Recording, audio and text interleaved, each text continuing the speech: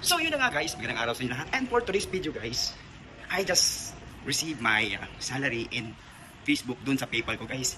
Ganda talaga yung gising ko.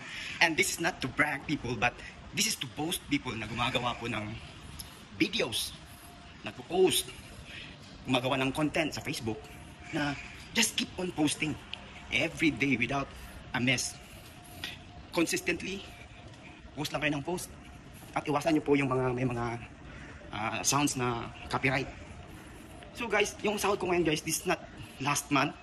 Hindi to last 2 months or last 3 months or last 4 months, 5 months. Kundi matagal ko na itong pinaghirapan guys. And ngayon ko lang na-receive. So ibig sabihin yan guys, not doesn't mean na nag-post ka lang ng videos within this month, makakasahod ka na kagad. No. You have to work on it. You have to post every day. You have to work hard, do contents, everything para lang makasahod ka. So nobody will help yourself kundi sarili mo lang guys.